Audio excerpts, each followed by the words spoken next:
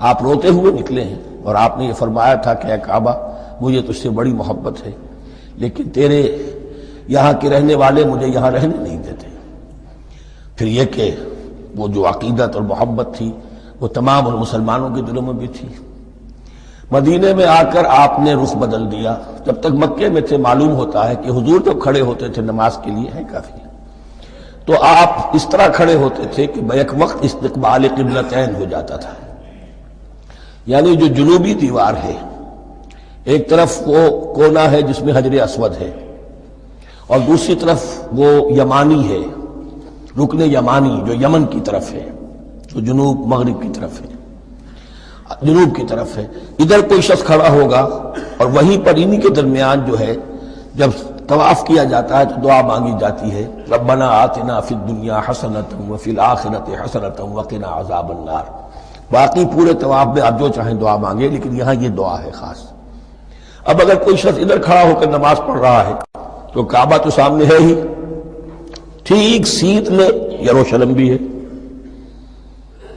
تو استقبال القبلتین ایک ہی وقت میں دو قبلوں کی طرف رخ ہو گیا۔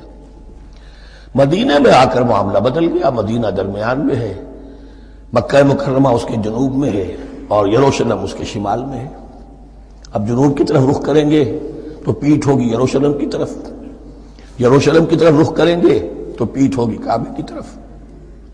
اس میں امتحان ہو گیا ان لوگوں کا جو ایمان لائے تھے کہ آیا وہ محمد الرسول اللہ صلی اللہ علیہ وسلم کے فرمان کی پیروی کرتے ہیں یا اپنی پرانی عقیدتوں اور اپنی پرانی جو روایات ہیں ان کو زیادہ اہمیت دیتے ہیں۔ اللہ کا شکر ہے جو لوگ مکے سے آئے تھے ان کی اتنی تربیت ہو چکی تھی کہ ان میں سے کسی کے لیے کوئی مسئلہ پیدا نہیں ہوا۔ اقبال کا وہ مصرع پھر سنا رہا ہوں، بمصطفیٰ برساں خیش را کے دی ہماوست اگر بہو نہ رسیدی تمام بولا بیست۔ حالانکہ قرآن مجید میں کہیں منقول نہیں ہے کہ اللہ نے حکم دیا تھا، ہو سکتا ہے اللہ نے حضور کو وحی خفی کے ذریعے سے حکم دیا ہو، لیکن وحی جلی میں کہیں نہیں ہے کہ آپ کو حکم دیا گیا ہو کہ اب یروشلم کی طرف رخ کر کے نماز پڑھیے۔ یہ امتحان ہو گیا کہ رسول کا اتباع کتنا کچھ ہے۔ اب جب یہ حکم آیا اب امتحان ہو گیا جو مدینے میں رہنے والے جو ایمان لائے تھے ان کا، اس لیے کہ یہاں یہودی بھی تھے، بعض ان میں سے ایمان لائے، عبداللہ ابن سلام رضی اللہ تعالیٰ عنہ تھے، ان کو علماء میں سے تھے، لیکن جو اور دوسرے لوگ تھے وہ بھی زیر اثر تھے یہود کے علماء کے، ان کے دل میں بھی یروشلم کی عظمت تھی۔ اب جب انہیں رخ کرنا پڑا تو یہ ان کے ایمان کا امتحان ہو گیا۔ تو یہ بڑا امتحان تھا اس میں کہ جو سب کے لیے مثمر تھا، اور مسلمانوں میں سے بعض لوگوں کے دلوں میں یہ خیال بھی پیدا ہوا ہوگا اگر اصل قبلہ یہ تھا تو ہم نے اب تک جو نمازیں پڑھی ہیں وہ تو پھر ہم نے غلط اس پر پڑھی، ہماری اتنی سالوں کی کسی کو ایمان لائے وہ 10 برس ہو گئے، ہماری ان نمازوں کا کیا بنے گا؟ وہ نمازیں ضائع ہو گئی تو نماز تو ایمان کا رکن رکین ہے، تو بڑی تشویش پیدا ہو گئی۔ اس کے ساتھ ہی ایک مسئلہ یہ پیدا ہوا سیاسی اعتبار سے کہ یہود اب تک تو یہ سمجھ رہے تھے کہ حضور نے اور مسلمانوں نے ہمارا قبلہ اختیار کر لیا ہے، تو گویا کہ ہمارے کیمپ فالوورز ہیں، ہمارا تو انہوں نے اتباع کیا ہے، لہذا ہمیں کوئی خاص اندیشہ نہیں ان کی طرف سے۔ لیکن اب جب قبلہ بدل گیا تو ان کے کان کھڑے ہو گئے کہ یہ تو پھر کوئی نئی اب ملت ہے اور نئی امت کی تشکیل ہو رہی ہے، لہذا ان کی طرف سے مخالفت جو تھی اس کے اندر شدت زیادہ پیدا ہو گئی۔ یہ سارے مضامین تھے کہ جو یہاں پر زیر بحث آ رہے ہیں۔ سَيَقُولُ السُّفَهَاءُ مِنَ النَّاسِ، بہت غیر معمولی ہے اس کا آغاز ہی اس آیت کا۔ ان قریب کہیں گے لوگوں میں سے احمق اور بے وقوف لوگ، ما وَلَّاهُمْ عَنْ قِبْلَتِهِمُ الَّتِي كَانُوا عَلَيْهَا، کس چیز نے پھیر دیا انہیں اس قبلے سے کہ جس پر یہ تھے۔ یعنی یہ 16 مہینے نماز پڑھی ہے بیت المقدس کی طرف رخ کر کے یروشلم کی طرف، اب کس چیز نے پھیر دیا انہیں؟ قل للہ المشرق والمغرب، دیکھیے وہی الفاظ جو 14ویں رکوع میں آئے تھے جو تمہید بن رہے تھے، کہہ دیجئے کہ اللہ ہی کے لیے ہے مشرق اور مغرب۔ گویا کہ شمال اور جنوب، مشرق و مغرب، شمال و جنوب، محاورے میں مشرق و مغرب زیادہ استعمال ہوتا ہے، سب اللہ کے ہیں، اللہ کسی سمت میں محدود نہیں ہے۔ یہدی من یشاء الی صراط مستقیم، وہ جس کو چاہتا ہے سیدھے راستے کی طرف ہدایت دے دیتا ہے۔ وَكَذَلِكَ جَعَلْنَاكُمْ، اب یہ خاص بات کہی جا رہی ہے، اے مسلمانوں تم اس تحویل قبلہ کو معمولی بات نہ سمجھو، یہ علامت ہے اس بات کی کہ اب تمہیں وہ حیثیت حاصل ہو گئی. وَكَذَلِكَ جَعَلْنَاكُمْ أُمَّةً وَسَطًا لِتَكُونُوا شُهَدَاءَ عَلَى النَّاسِ وَيَكُونَ الرَّسُولُ عَلَيْكُمْ شَهِيدًا. اب تمہارا فرض منصب یہ ہے کہ رسول نے جس دین کی گواہی تم پر دی ہے اپنے عمل سے، اپنے قول سے، اسی دین کی گواہی تمہیں دینی ہے اپنے قول سے اور اپنے عمل سے پوری نوع انسانی پر. اب تم لنک بن گئے ہو.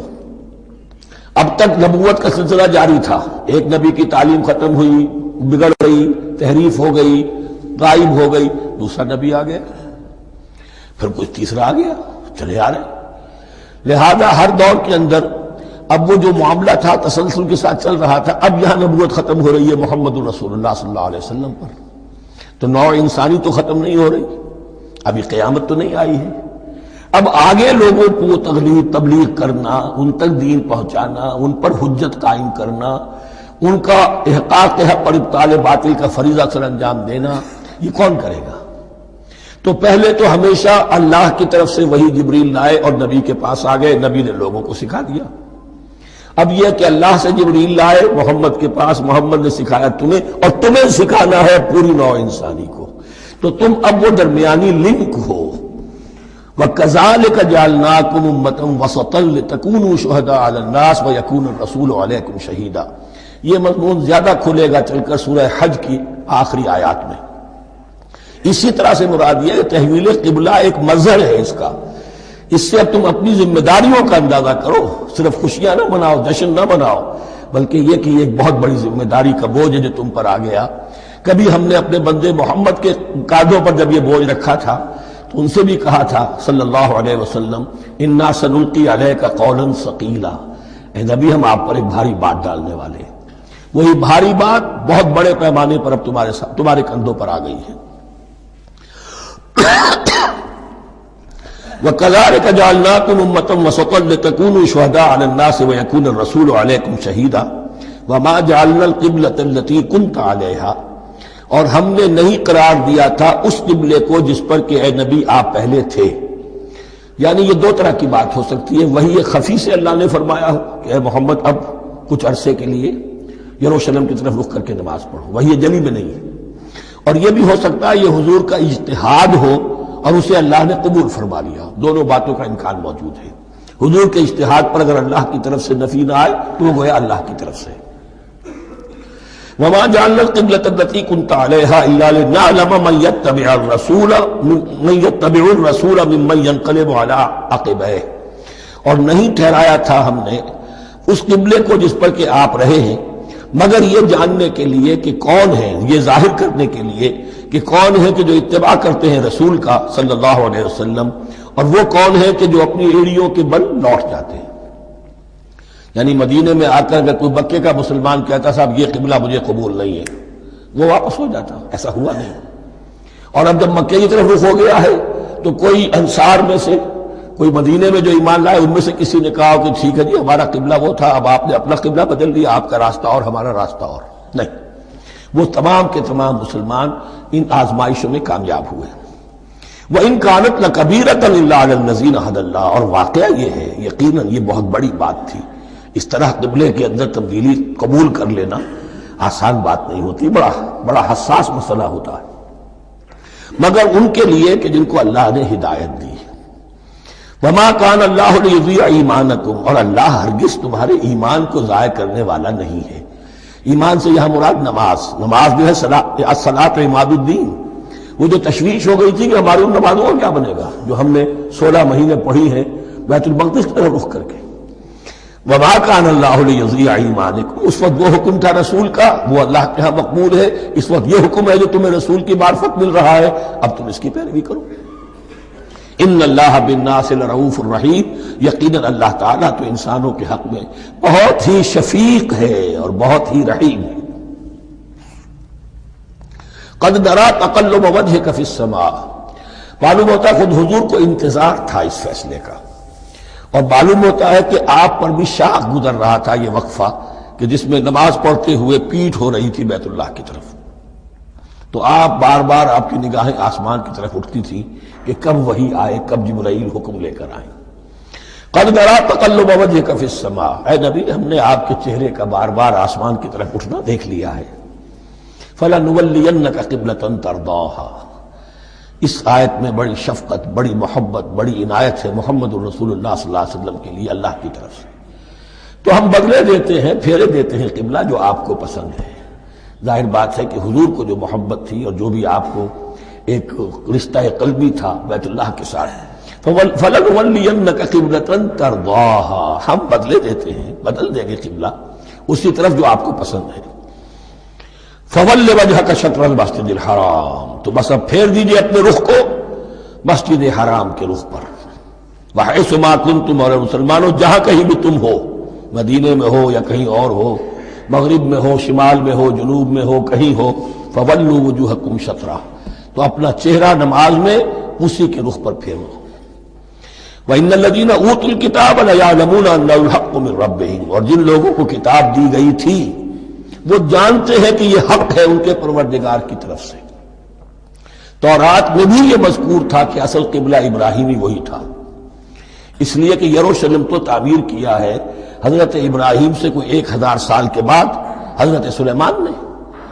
یہ جو بھی ہیکل سلیمانی ہے کم سے کم 1000 برس کا فصل ہے حضرت ابراہیم میں حضرت سلیمان میں.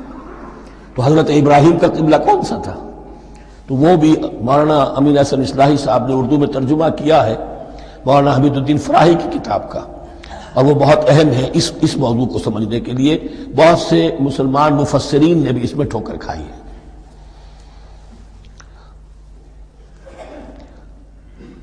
ان الذين اوتوا الكتاب ليعلمون انه الحق من ربهم وما الله بغافل عما يعملون، اور اللہ غافل نہیں ہے اس سے کہ جو وہ کر رہے ہیں.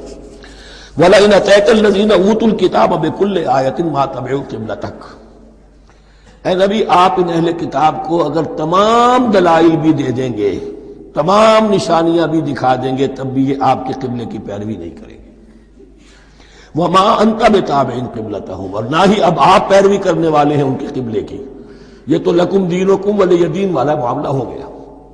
وَمَا بَعْضُهُمْ بِتَابِعٍ قِبْلَةَ بَعْضٍ، حد یہ ہے کہ یہ خود جو ہے آپس میں ایک دوسرے کے قبلے کی پیروی نہیں کرتے.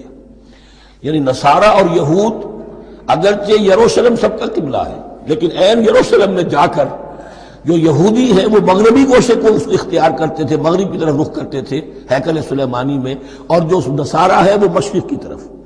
اس لیے کہ حضرت مریم سلام علیہا نے جو اعتکاف کیا تھا مکاناً شرقیہ، وہ جو مکان تھا ان کا جہاں اعتکاف تھا، جہاں فرشتہ ان کے پاس آیا ہے، وہ ہیکل کے کسی شرقی گوشے میں تھا. تو انہوں نے عیسائیوں نے اسی کو اپنا شرقی گوشے کو قبلہ بنا لیا. وَلَئِنِ اتَّبَعْتَ أَهْوَاءَهُمْ، اور اے نبی اگر بالفرض آپ نے ان کی خواہشات کی پیروی کی، مِن بَعْدِ مَا جَاءَكَ مِنَ الْعِلْمِ، اس کے بعد کہ آپ کے پاس العلم صحیح علم آ چکا ہے، إِنَّكَ إِذًا لَمِنَ الظَّالِمِينَ، تو آپ بھی پھر ظلم کرنے والوں میں سے ہو جائیں گے معاذ اللہ. الذین آتیناہم الکتاب یعرفونہ کما یعرفون ابناءہم، جن لوگوں کو ہم نے کتاب دی یعنی تورات اور انجیل کے جو صحیح ماننے والے ہیں. یہ نکتہ یہاں نوٹ کر لیجئے، تورات اور انجیل کے ماننے والوں میں سے غلط کاروں کے لیے مجہول کا صیغہ آتا ہے. اوتوا الکتاب، جنہیں کتاب دی گئی تھی، اور جو ان میں سے ٹھیک تھے صحیح رخ پر تھے ان کے لیے معروف کا صیغہ ہوتا ہے جنہیں کتاب ہم نے دی تھی. یہ انداز جو ہے معروف اور مجہول کا، یہ آپ دیکھیں گے کہ فرق ہوگا. جہاں ان کی کسی غلط بات کا تذکرہ ہوگا الذین اوتوا الکتاب، اور جہاں اچھی بات کا تو وہاں یہ کہ جو آتیناہم الکتاب. الذین آتیناہم الکتاب یعرفونہ کما یعرفون ابناءہم، وہ ایسے ہی پہچانتے ہیں اس کو.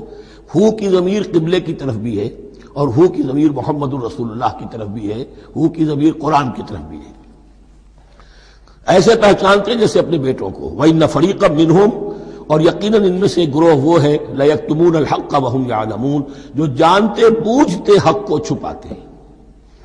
الحق من ربک، یہ حق ہے آپ کے رب کی طرف سے. فَلَا تَكُونَنَّ مِنَ الْمُمْتَرِينَ، تو آپ ہرگز نہ بنے شک کرنے والوں میں. یہ حضور سے خطاب ہو رہا ہے، اور حضور کی وساطت سے اصل میں ہر مسلمان سے خطاب ہو رہا ہے. یہ بات ان سے کہی جا رہی ہے کہ اس میں کوئی شک اپنے پاس مت آنے دو، یہ تو حق ہے تمہارے پروردگار کی طرف سے. وَلِكُلٍّ وِجْهَةٌ هُوَ مُوَلِّيهَا، ہر ایک کے لیے ہم نے ایک رخ معین کر دیا جس کی طرف کہ وہ رخ کرتا ہے. فَاسْتَبِقُوا الْخَيْرَاتِ، تو مسلمانوں تمہارے لیے ایک رخ تو ہم نے معین کر دیا بیت اللہ کا، ایک باطنی رخ کیا ہے؟ نیکیوں میں ایک دوسرے سے آگے بڑھنے کی کوشش کرو۔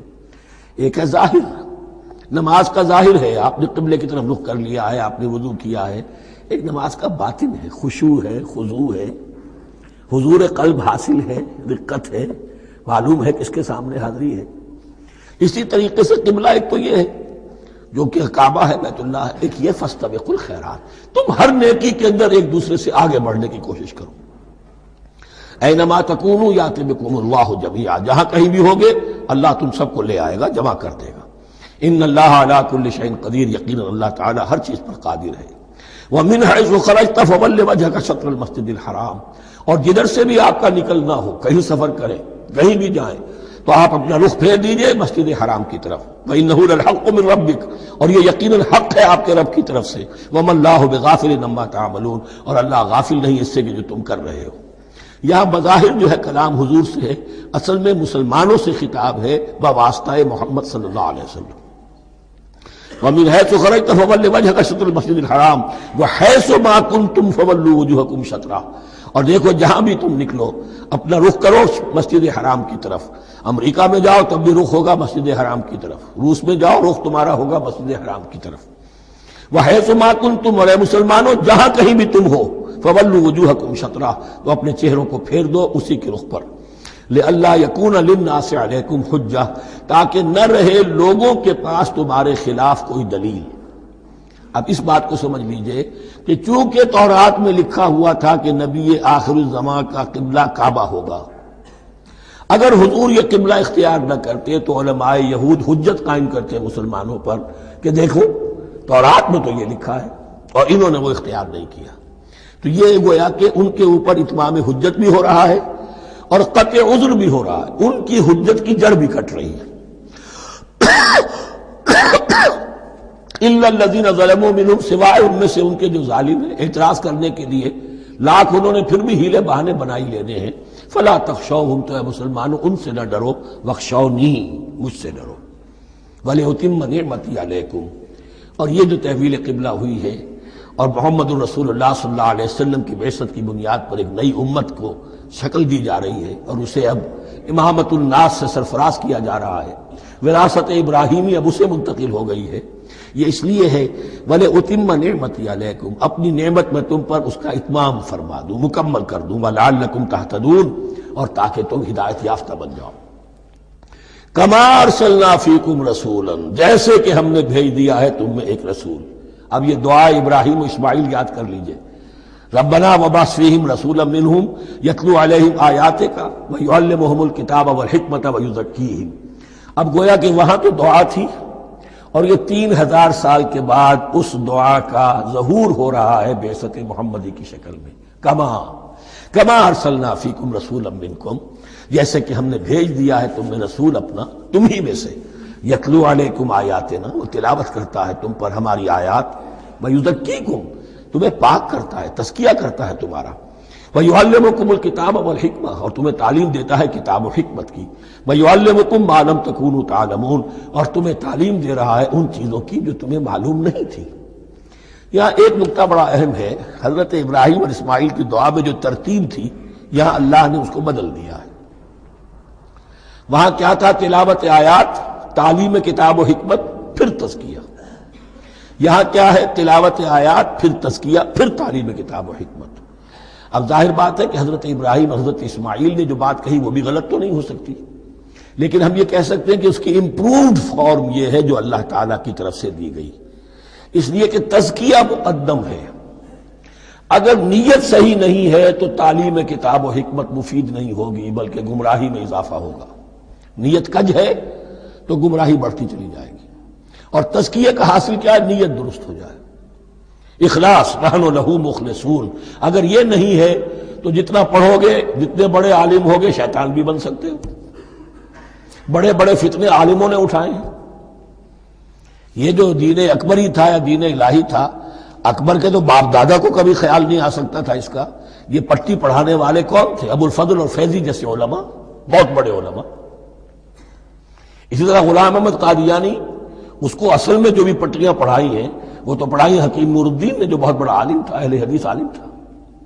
تو در حقیقت بہت بڑا عالم ہوگا، اگر اس کی کج ہو گئی نیت تو اتنا ہی بڑا فتنہ اٹھا دے گا. اس پہلو سے تزکیہ مقدم ہے، اور اس کا ثبوت یہ ہے، یہی مضمون سورہ آل عمران میں آیا، یہی مضمون پھر سورہ جمعہ میں آئے گا، وہاں بھی ترتیب یہی ہے. تینوں جگہ پر اللہ کی طرف سے ترتیب یہی ہے، یتلو علیکم آیاتنا ویزکیکم، تمہیں ہماری آیات پڑھ کر سنا رہا ہے اور تمہارا تزکیہ کرتا ہے. وَيُعَلِّمُكُمُ الْكِتَابَ وَالْحِکْمَةَ، اور اس تزکیے کے بعد پھر تعلیم کتاب و حکمت. وَيُعَلِّمُكُم مَّا لَمْ تَكُونُوا تَعْلَمُونَ، اور تمہیں سکھا رہا ہے جو کچھ علم تمہیں حاصل نہیں تھا. فَاذْكُرُونِي أَذْكُرْكُم، بس مجھے یاد رکھو، میں تمہیں یاد رکھوں گا. یہ بہت بڑا میثاق ہے اور بہت بڑا وعدہ ہے، بہت بڑا وعدہ. اور یہاں تک حدیث میں پھر اس کی شرح آئی ہے، میرا بندہ اگر مجھے اپنے دل میں یاد کرتا ہے میں بھی اسے اپنے جی میں یاد کرتا ہوں. اور میرا بندہ اگر میرا ذکر کسی محفل میں کرتا ہے تو میں اس سے بہت اعلیٰ محفل میں اس کا ذکر کرتا ہوں. اس کی محفل تو بہت بلند و بالا ہے، ملائے اعلیٰ کی محفل ہے، فرشتے ملائکہ مقربین کی محفل ہے. خدا خود میرے محفل بود اندر لامکا خسرو، محمد سمع محفل بود شب جائے کہ من بودم. اب خسرو کس عالم میں تھے جب یہ شعر کہہ گئے ہیں؟ تو بہرحال ہے تو صحیح، ایک محفل تو ہے. میں اس سے بڑی بہتر محفل میں ان کا تذکرہ کرتا ہوں. فاذکرونی اذکرکم واشکروا لی ولا تکفرون، اور میرا شکر کرو، میری نعمتوں کا ادراک کرو، اس کا شعور حاصل کرو، اس پر زبان سے بھی شکر ادا کرو، اپنے عمل سے بھی، جوارح سے بھی ان نعمتوں کا حق ادا کرو. یہاں وہ 18 رکوع ختم ہو گئے، نصف اول اس سورہ مبارکہ کا مکمل ہو گیا. اب آگے سے خطاب ہے، یا ایھا الذین آمنوا. ایک نئی امت آ گئی، چارٹر اس کا آ گیا. کیوں بنایا گیا تمہیں؟ لتکونوا شہداء علی الناس ویکون الرسول علیکم شہیدا. تم اب لنک ہو ہمیشہ ہمیشہ کے لیے محمد اور پوری نوع انسانی کے درمیان. اسی لیے وہ حدیث بھی تو ہے جو علماء حق ہوتے ہیں ان کے بارے میں فرمایا، علماء امتی کا انبیاء بنی اسرائیل. میری امت کے علماء کا مقام وہی ہے جو بنی اسرائیل کے علماء کا. اس لیے کہ اب نبوت تو ختم ہو گئی محمد پر صلی اللہ علیہ وسلم، لیکن یہ کتاب تو ہے، اس کا پہنچانا تو ہے، اس کو عام تو کرنا ہے، حجت تو قائم کرنی ہے، اور صرف تبلیغ سے نہیں، عمل کر کے دکھانا ہے. وہ نظام قائم کر کے دکھانا ہے جو محمد عربی نے قائم کیا صلی اللہ علیہ وسلم، تب حجت قائم ہوگی. اس کے لیے تمہیں قربانیاں دینی ہوں گی، مشکلیں جھیلنی ہوں گی، جان و مال کا نقصان برداشت کرنا ہوگا. آرام سے گھر بیٹھے ٹھنڈے پیٹوں کفر جگہ نہیں چھوڑ دے گا اور حق نہیں آ جائے گا.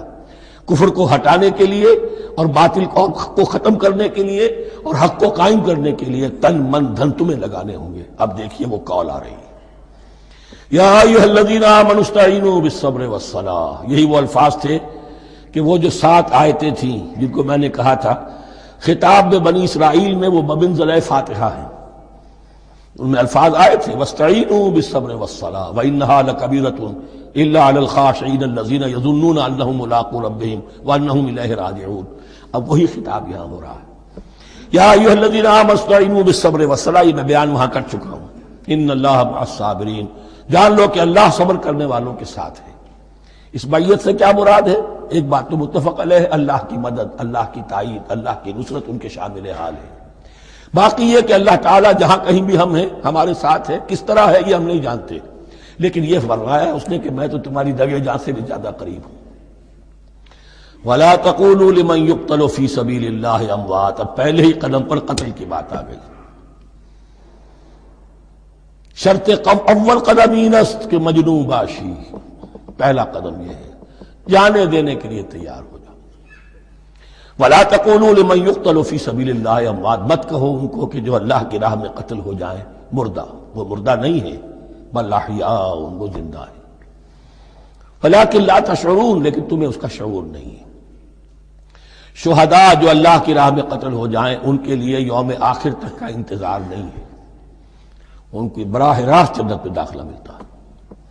قیل ادخل الجنہ قال یا لیت قومی یعلمون بما غفر لی ربی وجعلنی من المکرمین. وہاں تاخیر نہیں ہے. لہذا وہ تو زندہ ہے. یہی مضمون پھر آئے گا سورہ آل عمران میں اور زیادہ نکھر کر. وَلَنَبْلُوَنَّكُمْ بِشَيْءٍ مِّنَ الْخَوْفِ وَالْجُوعِ.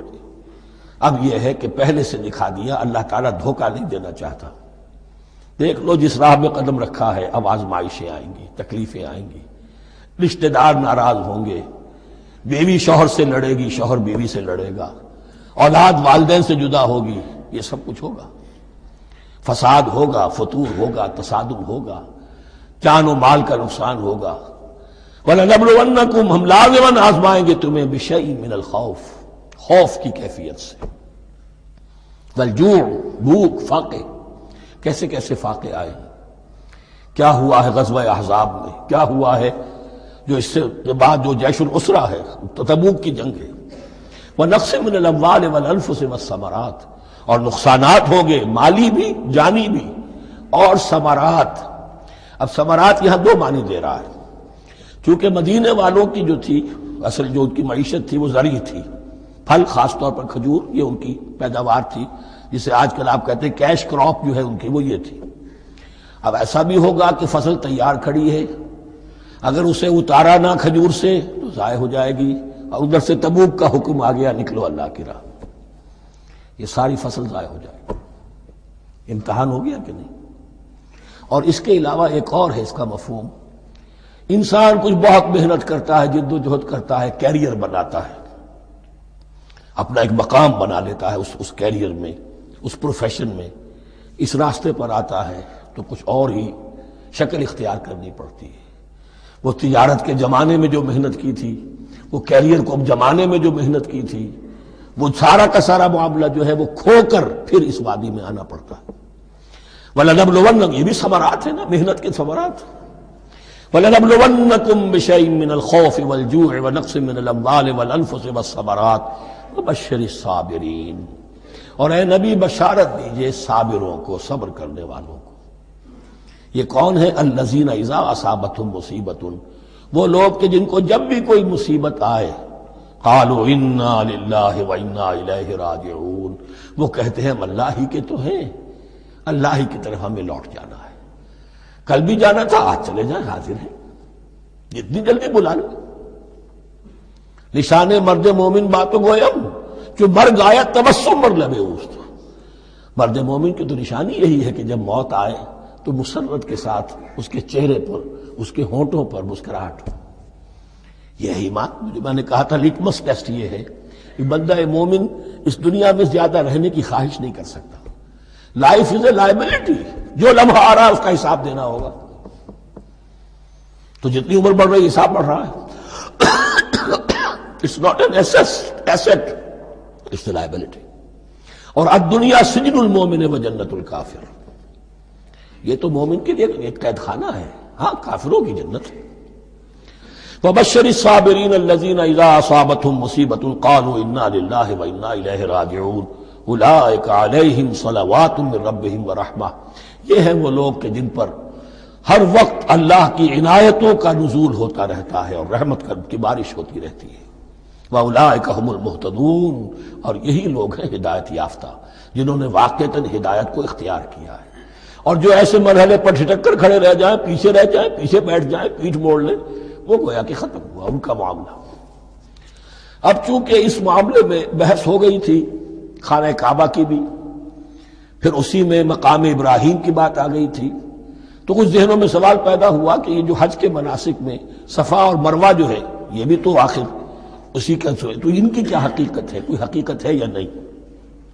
فرمایا ان الصفا والمروۃ من شعائر اللہ، یہ بھی اللہ کے شاعر میں سے ہے. شاعر کسے کہتے ہیں؟ وہ چیز جو شعور بخشے. تو وہ چیزیں کہ جن کے ساتھ اولو العزم پیغمبروں یا اولو العزم انسانوں، اولو العزم اولیاء اللہ کے کچھ حالات و واقعات کا کوئی ذہنی سلسلہ قائم ہوتا ہو، وہ گویا کہ شعور دلانے والے ہوتے ہیں، یاد دلانے والے ہوتے ہیں، اللہ تعالیٰ کی طرف ذہن کو لے جانے والے ہوتے ہیں. اس اعتبار سے شاعر. ان الصفا والمروۃ من شعائر اللہ فمن حج البیت او اعتمر فلا جناح علیہ ان یطوف بہما. تو جو کوئی بھی ہمارے گھر کا حج کرے، بیت اللہ کا حج کرے یا عمرہ کرے، اعتمر، فلا جناح علیہ، تو کوئی حرج نہیں ہے اس پر، ان یطوف بہما، کہ ان دونوں کا بھی طواف کرے، وہ جو 7 چکر لگائے جاتے ہیں، ان صفا والمروہ۔ ومن تطوع خیرا، جو شخص جان بوجھ کر بھلا کام کرتا ہے، فإن اللہ شاکر علیم، تو جان لو اللہ بڑا قدردان ہے۔ اب شکر انسان کرتا ہے تو اس کے معنی کیا ہوں گے؟ احسان مند ہونا۔ وہی شکر اللہ کرتا ہے شکور، اس کے کیا معنی ہوں گے؟ قدردانی۔ میرے بندے نے یہ کام کیا، میرے بندے نے میرے لیے یہ محنت کی، یہ قربانی دی۔ ان اللہ شاکر علیم، اور جانتا ہے، چاہے کسی اور کو پتہ نہ چلے، اسے تو معلوم ہے۔ اگر تم نے اللہ کی رضا جوئی کے لیے کسی کو کوئی مالی مدد دی ہے اس حال میں کہ جو کچھ داہنے ہاتھ نے دیا ہے بائیں کو بھی خبر نہیں ہونے دی، خدا یہ کہ کسی اور انسان کے سامنے اس کا تذکرہ ہو، تو اب یہ جو ہے اللہ کے تو علم میں ہے۔ اگر تو اللہ سے اجر و ثواب چاہتے ہو تو اس کا ڈنڈورا پیٹنے کی کوئی ضرورت نہیں، اور اگر تم نے لوگوں کو دکھانے کے لیے کیا تھا تو وہ تو شرک ہو گئی، لائبلٹی ہو گئی۔ ان الذین یکتمون ما انزلنا من البینات، اب یہاں پھر کچھ آخری یوں سمجھیے کہ یہ اب جس کو کہتے ہیں موپنگ اپ آپریشن، بات مضمون تو پورا ختم ہو گیا لیکن کچھ نہیں صحیح چیزیں ابھی ہیں سابقہ امت مسلمہ کے بارے میں کہنے کی، وہ مزید ایڈ کی جا رہی ہیں۔ ان الذین یکتمون ما انزلنا من البینات والہدی من بعد ما بیناہ للناس فی الکتاب اولئک یلعنهم اللہ یلعنهم اللاعنون، یقیناً وہ لوگ جو چھپاتے ہیں اس شے کو جو ہم نے نازل کی ہے بینات میں سے اور ہدایت میں سے، اس کے بعد کہ ہم نے ان کو واضح کر دیا ہے لوگوں کے لیے کتاب میں، وہ لوگ ہیں کہ جن پر لعنت کرتا ہے اللہ، اور لعنت کرنے والے ہیں، کرتے ہیں تمام لعنت کرنے والے۔ یعنی علم ایک بہت بڑی جو ہے امانت ہے، اس علم کا چھپانا، کتمان حق ہم آیت پڑھ آئے ہیں، وَمَنْ أَظْلَمُ مِمَّنْ يَكْتُمُ شَهَادَةً عِندَهُ مِنَ اللَّهِ، اگر اللہ کی طرف سے کوئی گواہی کسی کے پاس ہے وہ اسے چھپا لے تو اس سے بڑا ظالم کون ہوگا؟ اب انہی کی وضاحت ہو رہی ہے، کیسی کیسی کھلی شہادتیں تورات اور انجیل میں تھیں اور ان کو یہ چھپائے پھر رہے۔ ان الذین یکتمون ما انزلنا من البینات والہدی من بعد ما بیناہ للناس فی الکتاب اولئک یلعنهم اللہ یلعنهم اللاعنون الا الذین تابوا واصلحوا وبینوا، سوائے ان کے کہ جو توبہ کریں، رجوع کریں اور اپنی اصلاح کر لیں اور اب واضح کریں وہ شے کہ جو انہوں نے چھپائی ہوئی تھی اسے ظاہر کریں۔ فَأُولَٰئِکَ أَتُوبُ عَلَیْہِمْ، تو ان کی توبہ میں قبول کروں گا اور ان کی طرف میں نگاہ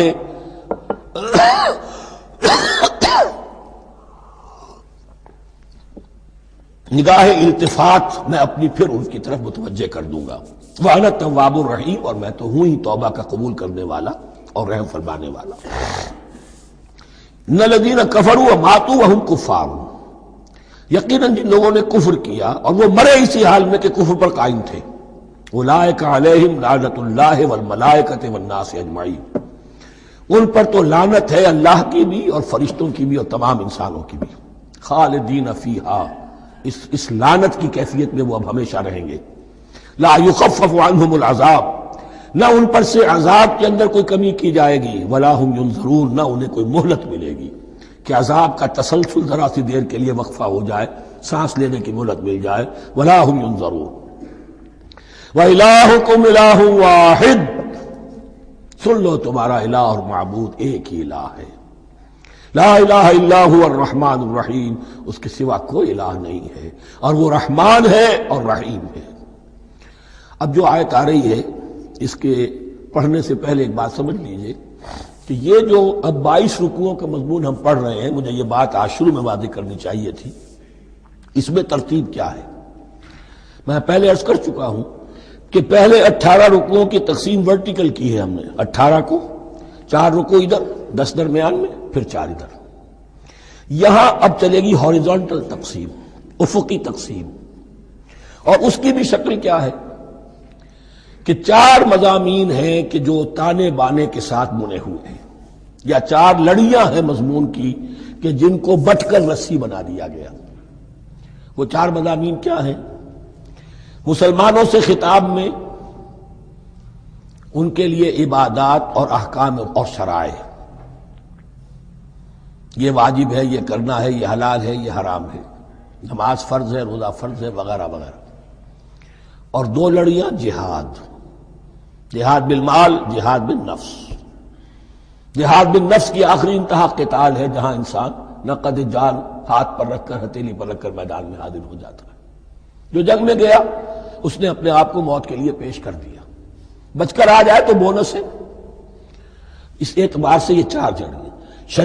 شریعت کو دو حصوں میں تقسیم کیجئے، عبادات اور پھر بقیہ احکام شریعت، معاملات، جن میں خاص طور پر شوہر اور بیوی کا تعلق جو ہے وہ سب سے اہم ہے۔ تمدن انسانی کی بنیاد وہی ہے۔ لہذا اس صورت میں آپ دیکھیں گے تفصیلی احکام آئیں گے آئلی قوانین کے ضمن میں۔ دوسری طرف جہاد بالمال یعنی انفاق، اللہ کی راہ میں خرچ کرنا، اور جہاد بالنفس جس کی آخری منزل قتال۔ اب یہ چاروں لڑیاں اس طرح سے ہیں، فرض کیجئے ایک لال لڑی ہے، ایک پیلی ہے، ایک نیلی ہے، ایک ہری ہے، ان کو بٹ دیا گیا ہے۔ جب ایک طرف سے دیکھیں گے تو کٹا پھٹا نظر آئے گا رنگ، لال نظر آیا، پھر پیلا نظر آیا، پھر نیلا نظر آیا، پھر ہرا، پھر لال، پھر نیلا، پھر پیلا، پھر ہرا۔ تو ایسا معلوم ہوگا جیسے کٹے پھٹے ہیں مضامین۔ لڑیاں کھول دیجئے، معلوم ہوگا ایک لڑی وہ بھی بڑی مسلسل ہے، جہاد بالمال کی، ایک لڑی ہے جہاد بالنفس یعنی قتال کی، ایک لڑی ہے جو عبادات کی، ایک لڑی ہے معاملات کی اور شریعت کے احکام کی۔ یہ چاروں لڑیاں، اور یہ تانے بانے کی طرح بنی ہوئی ہیں، لیکن اسی بنتی میں بہت بڑے حسین پھول موجود ہیں۔ طویل آیات، عظیم ترین آیات قرآن مجید کی، ان میں سے اب ایک آیت یہاں آ رہی ہے، اس کو میں نے عنوان دیا ہے آیت الآیات۔ ان فی خلق السماوات والارض واختلاف اللیل والنہار والفلک التی تجری فی البحر بما ينفع الناس وما انزل اللہ من السماء من ماء فاحیا به الارض بعد موتها وبث فیہا من کل دابۃ وتصریف الریاح والسحاب المسخر بین السماء والارض لآیات لقوم یعقلون۔ اتنے فینومینا آف نیچر کسی ایک آیت میں جمع نہیں ہے قرآن میں۔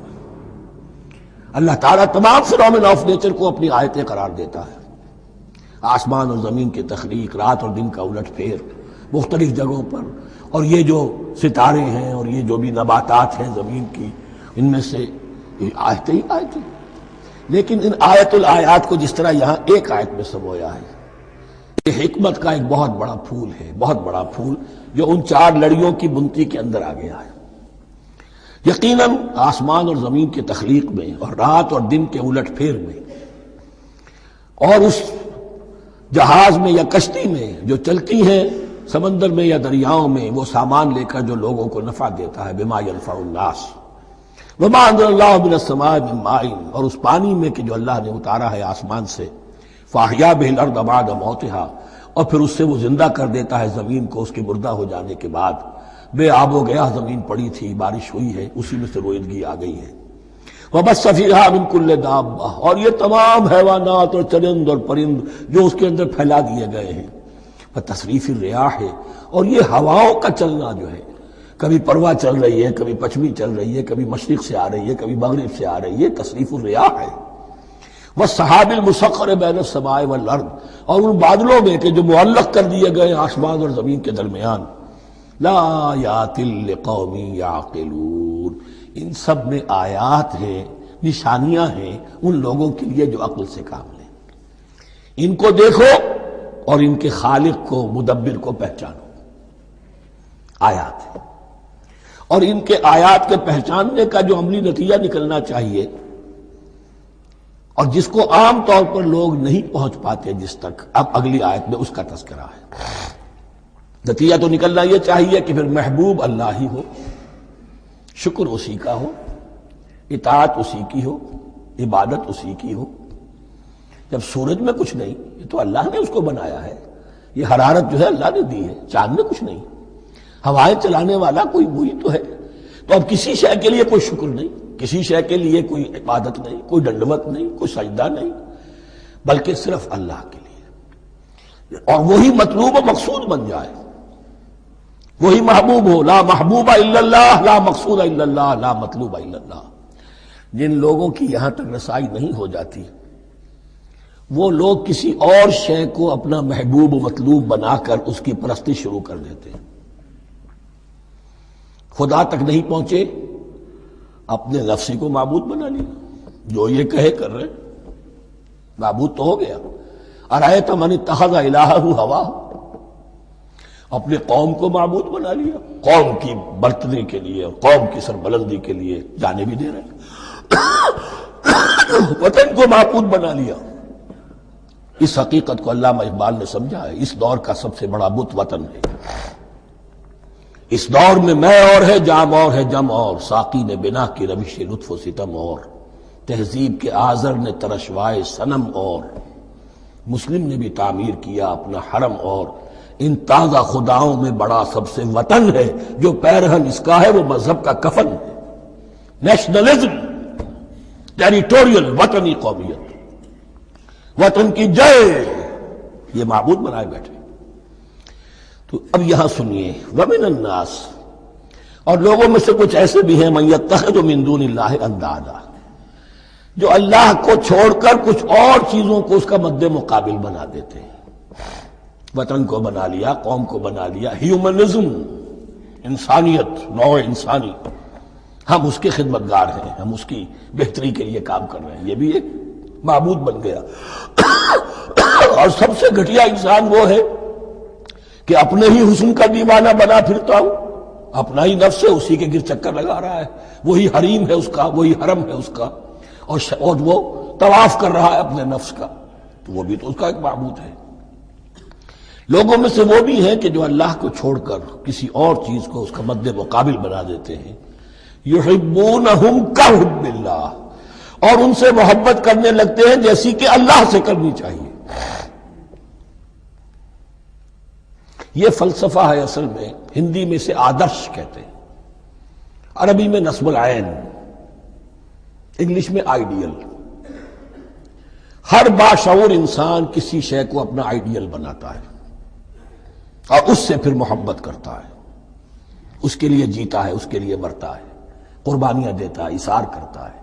قوم کے لیے قربانی، وطن کے لیے قربانی، فلاح کے لیے قربانی، خود اپنی ذات کے لیے قربانی.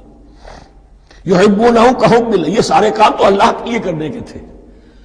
جیو اللہ کے لیے، مرو اللہ کے لیے، محبت اس سے کرو. ان صلاتی و نسکی و محیای و مماتی للہ رب العالمین. تم نے اپنی یہ ساری نسبتیں کسی اور شے کے ساتھ وابستہ کر دی، تم نے اللہ کا مد مقابل تراش لیا. می تراشت فکر ما ہر دم خدا بندے دیگر، رست از یک بند تا افتاد در بندے دیگر. انسان معبود تراشتا رہتا ہے اپنے ذہن سے، اور ان کے لیے محبت کرتا ہے، جانے دیتا ہے، قربانیاں دیتا ہے. وَمِنَ النَّاسِ مَن يَتَّخِذُ مِن دُونِ اللَّهِ أَندَادًا يُحِبُّونَهُمْ كَحُبِّ اللَّهِ. یہ مضمون بھی سورہ حج میں زیادہ واضح ہوگا. وَالَّذِينَ آمَنُوا أَشَدُّ حُبًّا لِلَّهِ. پھر یہ لٹمس ٹیسٹ کا لفظ میری زبان پر آ رہا ہے، اور جو لوگ واقعتاً صاحب ایمان ہوتے ہیں ان کی شدید ترین محبت ہوتی ہے اللہ کے ساتھ. اگر یہ نہیں ہے، اگر یہ نہیں تو بابا پھر سب کہانیاں ہیں. کوئی شے اللہ سے زیادہ محبوب ہو گئی وہ تمہاری معبود ہے. تم نے اللہ کو چھوڑ دیا، چاہے وہ دولت ہی ہے. تائس عبد الدینار و عبد الدرہم، ہلاک اور برباد ہو جائے درہم و دینار کا بندہ. نام عبد الرحمن ہے، حقیقت میں عبد الدینار ہے. دینار آنا چاہیے، حرام سے آئے، حلال سے آئے، جائز سے آئے، ناجائز سے آئے، تو معبود اللہ نہیں ہے، معبود دینار ہے. ہندو نے یہ کیا کہ لکشمی دیوی کی ایک مورتی بنا کر پوجنا شروع کر دیا. یہ لکشمی دیوی اگر ذرا مہربان ہو جائے گی دولت آ جائے گی. ہم نے کہا ہٹاؤ اس درمیان کے لنک کو، سیدھے ہی دولت کو کیوں نہ پوجو، پیٹرو ڈالر کو پوجو، ڈالر کو پوجو، ترک وطن کرو، ماں باپ کو چھوڑو یہاں سے سکتا ہوا کہ مر رہے ہیں اور کوئی ان کا بیٹا ان کی بیٹی ان کے پاس نہیں. کس لیے؟ ڈالر. کون معبود ہوا؟ وَمِنَ النَّاسِ مَن يَتَّخِذُ مِن دُونِ اللَّهِ أَندَادًا يُحِبُّونَهُمْ كَحُبِّ اللَّهِ وَالَّذِينَ آمَنُوا أَشَدُّ حُبًّا لِلَّهِ وَلَوْ يَرَى الَّذِينَ ظَلَمُوا إِذْ يَرَوْنَ الْعَذَابَ أَنَّ الْقُوَّةَ لِلَّهِ جَمِيعًا. اور کاش کہ دیکھ لیتے یہ لوگ جو اس شرک میں اور اس گناہ میں مبتلا ہیں، ظلم شرک کے معنی، جب وہ دیکھیں گے عذاب کو اور یہ بات واضح ہو جائے گی کہ قوت تو ساری کی ساری اللہ کے ہاتھ میں ہے، کسی کے پاس کچھ نہیں، وَأَنَّ اللَّهَ شَدِيدُ الْعِقَابِ، اور یہ کہ اللہ سزا شدید العذاب، اللہ سزا دینے میں بہت سخت ہے۔ اس وقت آنکھ کھلے گی تو فائدہ کیا ہوگا؟ اب آنکھ کھلے تو فائدہ ہے۔ اِسْتَبَرَّأَ الَّذِينَ اتُّبِعُوا مِنَ الَّذِينَ اتَّبَعُوا۔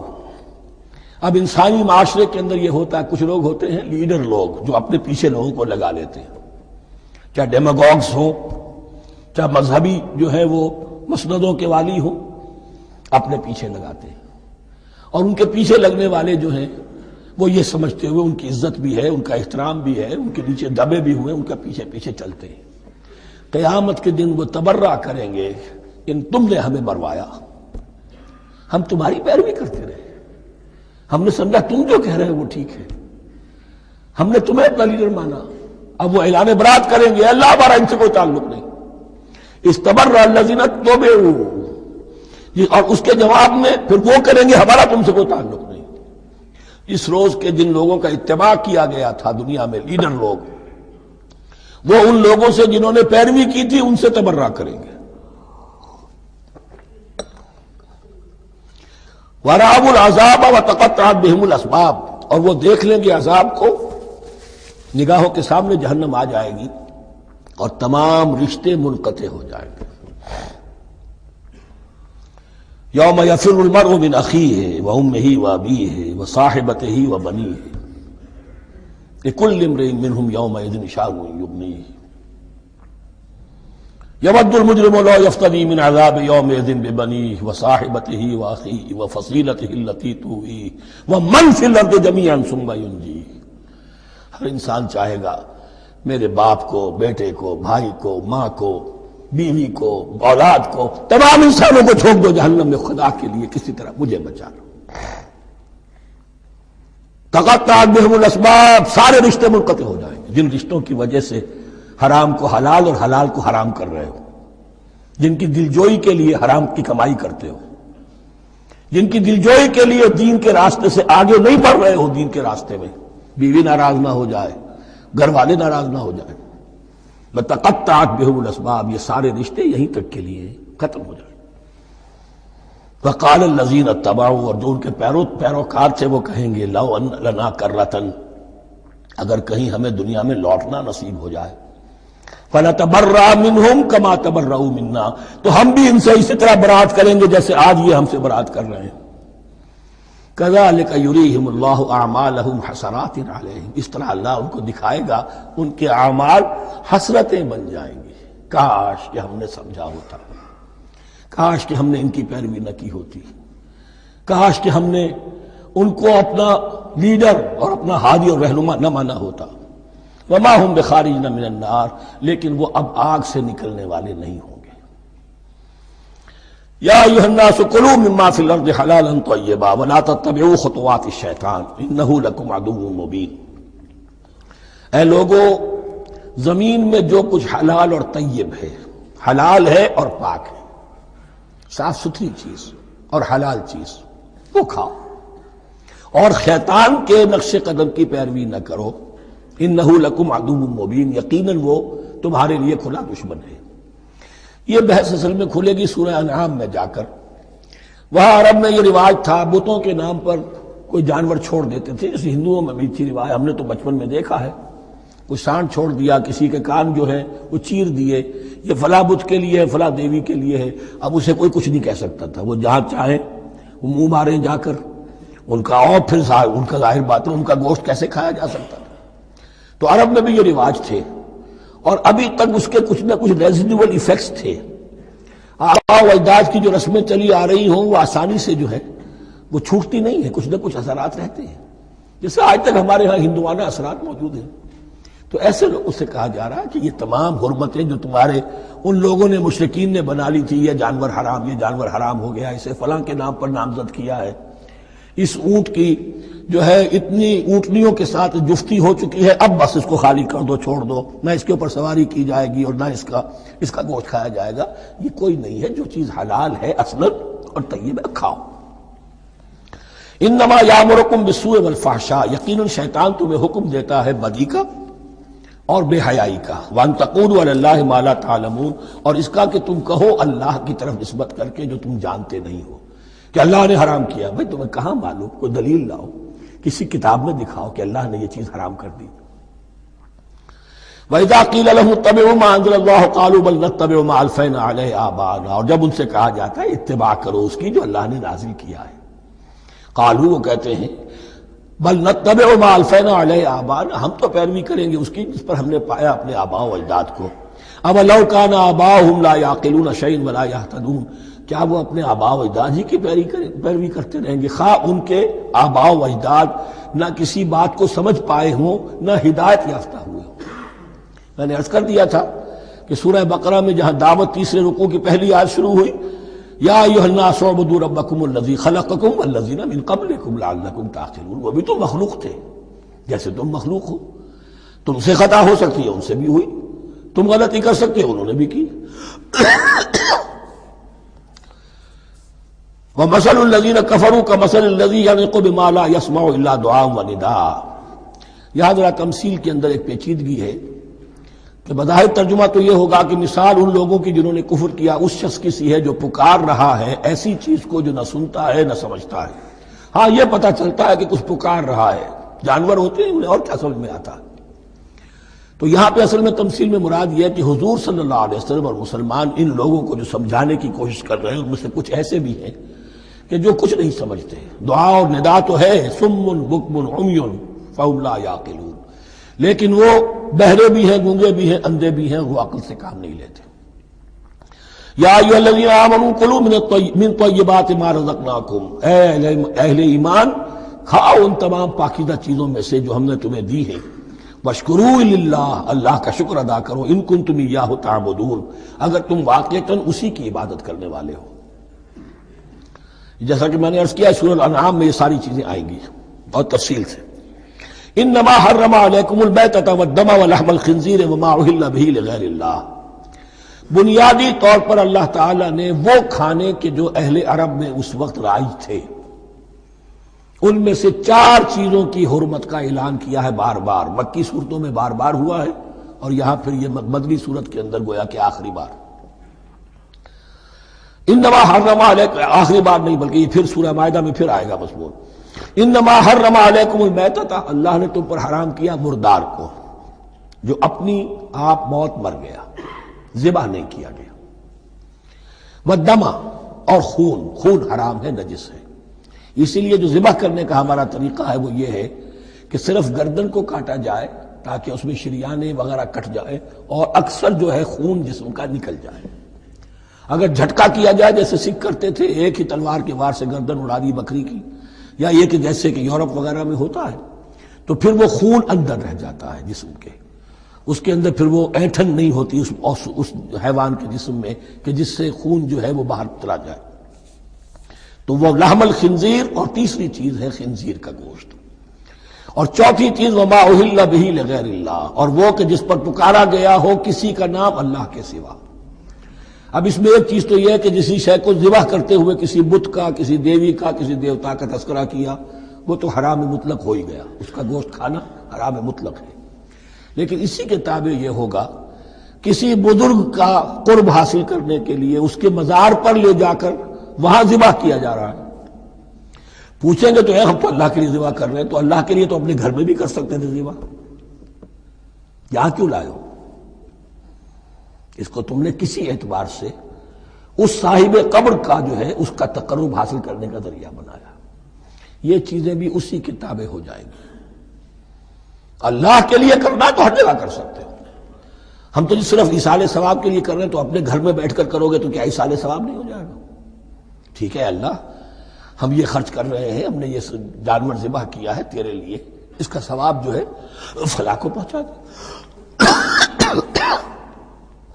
یہ ہے 4 چیزیں بنیادی طور پر۔ فمن اضطر غیر باغ ولا عاد، ان میں بھی ایک رعایت ہے، اگر کوئی مضطر ہو گیا ہے، مجبور ہو گیا ہے، جان نکل رہی ہے اور کوئی شے کھانے کو نہیں، لیکن 2 شرطیں پوری ہو، غیر باغ ولا عاد، وہ اس حرام کی طرف رغبت نہ رکھتا ہو، اور نہ جو ناگزیر حد ہے جان بچانے کی اس سے آگے بڑھے. صرف جان بچانے کے لیے مردار کا گوشت بھی کھا سکتا ہے، سور کا گوشت بھی کھا سکتا ہے، جو بھی چاہے جان بچانے کے لیے یہ رخصت ہے، لیکن اس شے کی طرف کوئی رغبت اور میلان طبیعت میں نہ ہو. یہ اللہ تو جانتا ہے. اگر تو معاملہ اس سے ہے تو اس سے تو چھپی ہوئی بات نہیں ہے. اور جتنا ناگزیر ہے جان بچانے کے لیے اس سے آگے نہ بڑھے. فلا اسم علیہ، ان دو شرطوں کے ساتھ جان بچانے کے لیے حرام چیز بھی کھائی جا سکتی ہے. ان اللہ غفور الرحیم، یقیناً اللہ غفور الرحیم ہے. ان الذین یکتمون ما انزل اللہ من الکتاب ویشترون بہ ثمنا قلیلا، یقیناً وہ لوگ جو چھپاتے ہیں اس کو جو اللہ نے نازل کیا ہے کتاب میں سے اور فروخت کرتے ہیں انہیں بہت حقیر سی قیمت پر، اولئک ما یاکلون فی بطونہم الا النار، یہ لوگ نہیں بھر رہے اپنے پیٹوں میں مگر آگ. ولا یکلمہم اللہ یوم القیامہ، اللہ ان سے کلام نہیں کرے گا قیامت کے دن. ولا یزکیہم، نہ انہیں پاک کرے گا. ولہم عذاب علیم، ان کے لیے دردناک عذاب ہے. اولئک الذین اشتروا الضلالۃ بالہدی، یہ ہے وہ لوگ کہ جنہوں نے ہدایت دے کر ضلالت خرید لی ہے. والعذاب بالمغفرہ، اور مغفرت اللہ کی اپنے ہاتھ سے دے کر عذاب خرید لیا ہے. فما اصبرہم علی النار، تو کتنا ہے ان کا حوصلہ آگ کے لیے. بڑے صابر ہیں اس جہنم کی آگ کے لیے، کس طرح تیاری کر رہے ہیں. ذالک بان اللہ نزل الکتاب بالحق، یہ اس لیے کہ اللہ نے تو کتاب نازل کی حق کے ساتھ.